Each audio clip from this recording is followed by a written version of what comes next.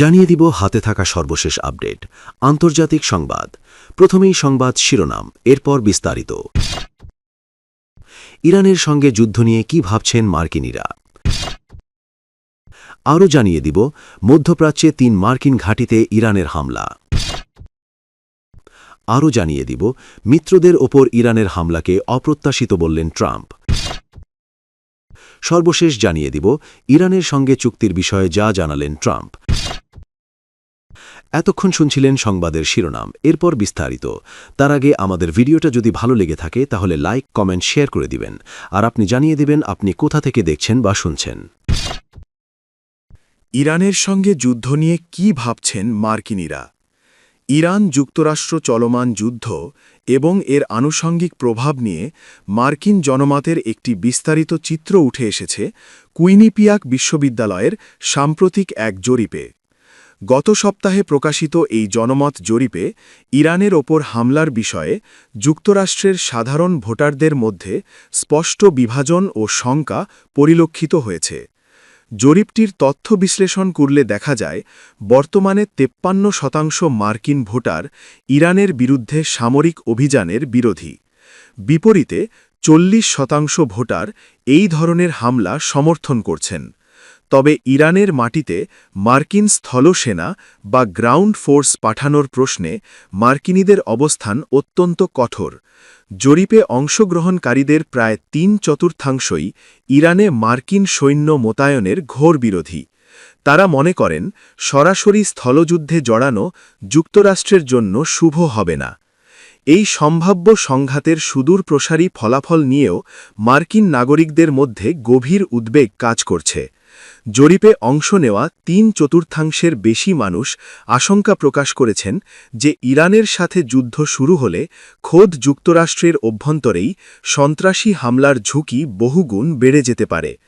অভ্যন্তরীণ নিরাপত্তা নিয়ে এই ভীতি মার্কিন জনমতকে যুদ্ধের বিপক্ষে রাখতে বড় ভূমিকা পালন করছে। এদিকে মধ্যপ্রাচ্যে যুক্তরাষ্ট্রের অন্যতম প্রধান মিত্র ইসরায়েলকে কেন্দ্র করে মার্কিন ভোটারদের মধ্যে মিশ্র প্রতিক্রিয়া দেখা গেছে। জরিপ অনুযায়ী 44% ভোটার মনে করেন যুক্তরাষ্ট্র ইসরায়েলকে প্রয়োজনের তুলনায় বেশি সমর্থন দিচ্ছে। মজার ব্যাপার হল, ঠিক সমসংখ্যক ভোটার অর্থাৎ আরও 44% মনে করেন যে ইসরায়েলকে দেওয়া বর্তমান সমর্থনের মাত্রা একদম সঠিক এবং ভারসাম্যপূর্ণ। জনমতের এই ভারসাম্য ইঙ্গিত দিচ্ছে যে ইসরায়েল ইস্যুতে মার্কিন সমাজ এখন সমান 2 ভাগে বিভক্ত। সূত্র আল জাজিরা। মধ্যপ্রাচ্যে 3 মার্কিন ঘাঁটিতে ইরানের হামলা। মধ্যপ্রাচ্যে যুক্তরাষ্ট্রের 3টি বিমান ঘাঁটিতে ক্ষেপণাস্ত্র ও ড্রোন হামলার দাবি করেছে দেশটির Islamic Revolutionary Guard Corps IRGC। ইরানের আধা সরকারি সংবাদ সংস্থা ফার্স রোববার 15 মার্চ এক প্রতিবেদনে এ তথ্য জানিয়েছে।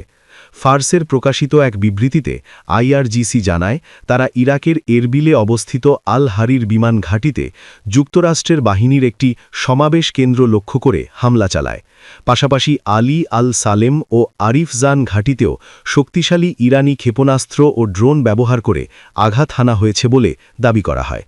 বিবৃতিতে বলা হয়, এসব হামলা অপারেশন ট্রু প্রমিস 4-এর 52তম ধাপের অংশ। ইরানের শিল্পাঞ্চলে কর্মীদের হত্যার প্রতিশোধ হিসেবে এই অভিযান চালানো হয়েছে বলেও দাবি করা হয়। এছাড়া বিবৃতিতে ইসরায়েলে প্রধানমন্ত্রী বেনিয়ামিন নেতানিয়াহুকে হুমকি দিয়ে বলা হয়, যদি তিনি এখনও জীবিত থাকেন তবে আমরা সর্বশক্তি দিয়ে তাকে খুঁজে বের করে হত্যার চেষ্টা চালিয়ে যাব। তথ্যসূত্র দ্য ডন। মিত্রদের ওপর ইরানের হামলাকে অপ্রত্যাশিত বললেন ট্রাম্প। মার্কিন প্রেসিডেন্ট ডোনাল্ড ট্রাম্প উপসাগরীয় অঞ্চলে যুক্তরাষ্ট্রের মিত্র দেশগুলোর ওপর ইরানের সাম্প্রতিক লক্ষ্যবস্তু করার ঘটনায় গভীর বিস্ময় প্রকাশ করেছেন। এনবিসি নিউজকে দেওয়া এক বিশেষ সাক্ষাৎকারে তিনি এই বিষয়ে তার ব্যক্তিগত প্রতিক্রিয়া ও রাজনৈতিক অবস্থান স্পষ্ট করেন।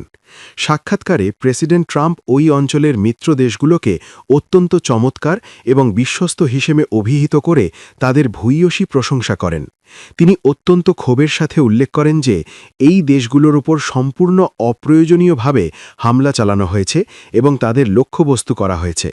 মধ্যপ্রাচ্যের চলমান উত্তপ্ত পরিস্থিতির কথা উল্লেখ করে ট্রাম্প বলেন, পুরো ঘটনার মধ্যে ইরানের এই সিদ্ধান্তটিই ছিল তার জন্য সবচেয়ে বড় বিস্ময়।